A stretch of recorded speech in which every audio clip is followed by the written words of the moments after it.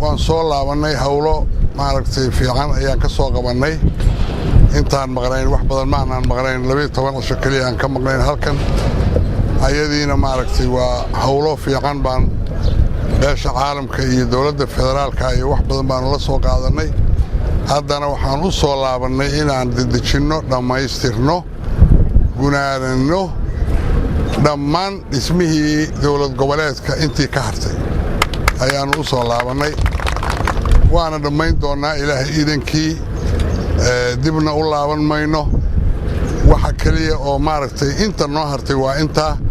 barwaaqada iyo roobka iyo dawladda dhammaystirkeeda waa isku daraynaa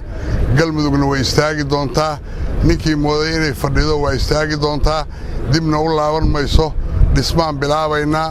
qof kasta oo reer galmudug waa inuu u diyaargaroobaa sidii dalka loo dhisi lahaa waxaa kale oon aad iyo aad ugu boorinahayaa uguna guubaabinahayaa dadka reer galmudug dhammaantood meel kastoo ay joogaan in ay u gurmadaan walaalahood gobolka hiiraan beledweyne waxaan u soo jeedinayaa dhammaan degmooyinka tuulooyinka inta samajeclaha ciddii waxaysa anugu waxaan isleeyahay waxaan jecel lahay sida ugu dhaqsaha badan inaan wixii aan u heli karno aan ka gaadhsiinno maantay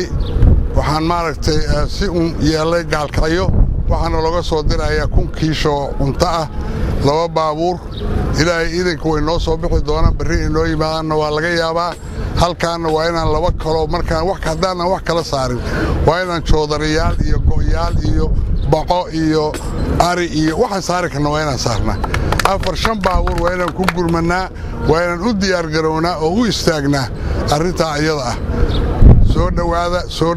soo dhowaada reer galmudug diyaargarooba aan istaagno rag iyo dumar dhallinyaro iyo waayeel culumiya caamo aan kacno maanta aan dalkayga dhisanno aad iyo aad baad u mahadsantihiin waa u taagannahay waan u soo jeedaynaa seexan mayno hurda waa noo dhammaatay ilaa aan jidadka iyo dekadaha dhisanno oo ka daba tagno gobollada hurda waa dhammaatay hirshabeellana sidii aan ugu gurman lahayn walaalaheen aan u istaagno wasalaamu calaykum waraxmatullaahi wabarakaatu